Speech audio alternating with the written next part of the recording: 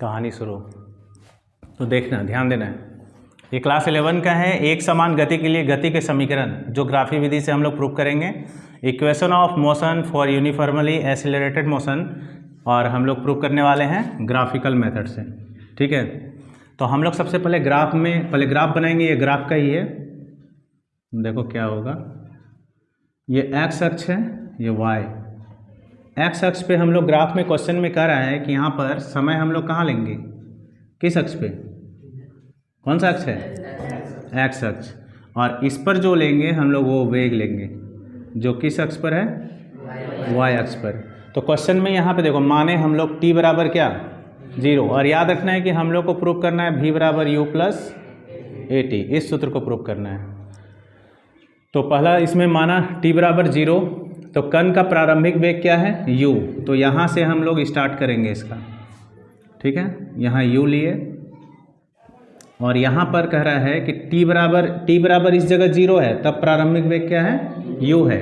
और t बराबर इस जगह अगर हम लोग t लेते हैं, t का क्या मतलब है, समय कितना t सेकंड तक चला, कोई भी वस्तु t सेकंड तक चला, तो इसका वेग अब t सेकंड तक जब हम लोग लेंगे तो यहाँ से देखो ग्राफ को मिलाना है, और जहाँ तक जाएगा वो उसका वेग हो जाएगा v। देखो लिखे भी है, लिखा है ना, t बराबर 0 पर कण का प्रारंभिक वेग क्या है u, और t बराबर t पर कण का अंतिम वेग हो गया v। ठीक है, अब हम लोग यहाँ पे नाम जो लिखेंगे, ये a होगा, ये b होगा। ठीक है, a b, और एक पॉइंट यहाँ से, फिर b से हम लोग क्या करेंगे, x अक्ष पर एक लंब डालेंगे जिसका नाम होगा bd, और a से एक लंब डालेंगे किस पर, bd पर, जिसका नाम होगा c। तो यहाँ पे लिखना नहीं है, ऐसा लिख भी सकते हो कि bd लंब कहाँ पर डाले हैं, x अक्ष पर, और a से ac लंब कहाँ डाले हैं, bd पर। तो ये लिख लो, लिखोगे तो ज़्यादा अच्छा रहेगा। तो रचना में क्या लिखेंगे, b से bd लंब x अक्ष पर डाला,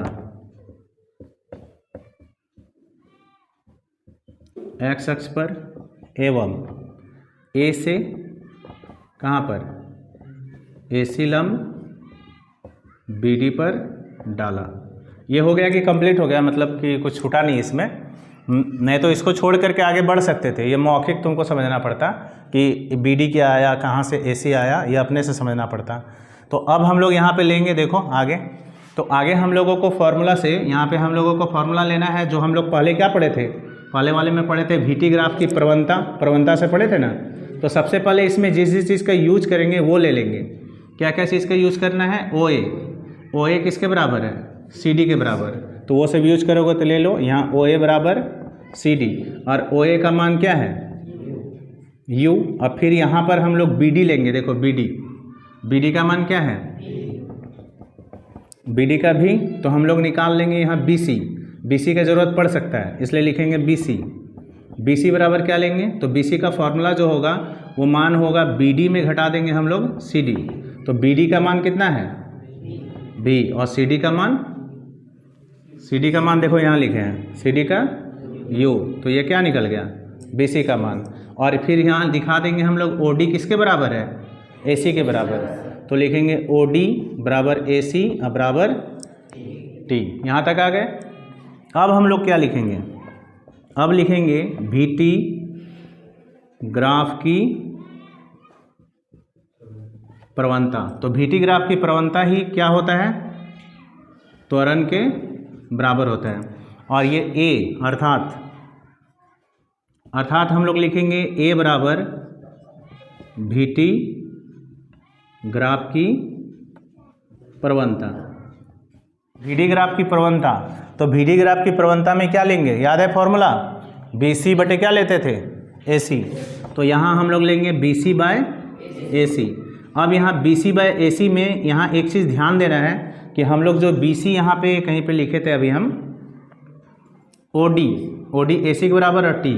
तो यहाँ BC किसके बराबर, देखो निकाले हम इस जगह V माइनस, तो V माइनस U, और AC का मान क्या लिखेंगे T। क्रॉस मल्टीप्लिकेशन करेंगे इसके 1 दे करके, तो V माइनस U बराबर क्या हो जाएगा AT।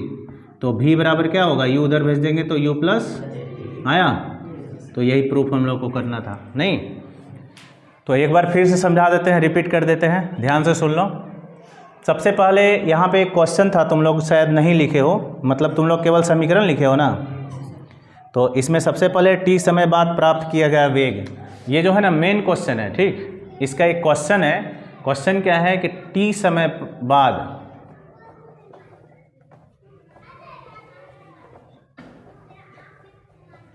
पिंड द्वारा प्राप्त वेग, ठीक? और इसी का फॉर्मूला हम लोग लिखेंगे v बराबर u प्लस ए टी।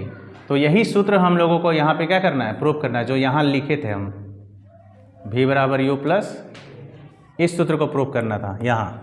तो यही क्वेश्चन है, इसी का आंसर तुम यहाँ दे रहे हो, ठीक है? तो इसके लिए सबसे पहले क्या लिखें, माना t बराबर 0, जिस पर कण का प्रारंभिक वेग क्या है, u है। t बराबर t का मतलब यहाँ 0 से अब कण कहाँ चला गया, t समय के लिए यहाँ चला गया, तो यहाँ पर t, तो यहाँ पे लिखे हैं t बराबर t पर कण का अंतिम वेग क्या है, v है। b से bd लंब डालें, देखो b से हम लोग bd लंब डाले हैं किस पर, x अक्ष पर, और यहाँ फिर a से ac लंब डाले हैं किस पर, bd पर। और यहाँ पर अब जो बच गया वो मान रख दिए हम लोग सबसे पहले, OA CD के बराबर है, उसका वैल्यू u है। फिर BD का पूरा वैल्यू v है। और BC का जो मान निकाले, BC का मान निकाले तो BD में क्या घटा, तो हम लोग यहाँ क्या किए, BC निकाले, BC का मान है BD माइनस CD, तो BC बराबर क्या होगा, V माइनस U। आ रहा समझ, मैंने कहाँ से कहाँ लिए, तो BD का मान देखो कहाँ से लिए हैं, BD का मान यहाँ तक V का वैल्यू है, और यहाँ घटाए हम लोग CD का मान U, तो V माइनस U।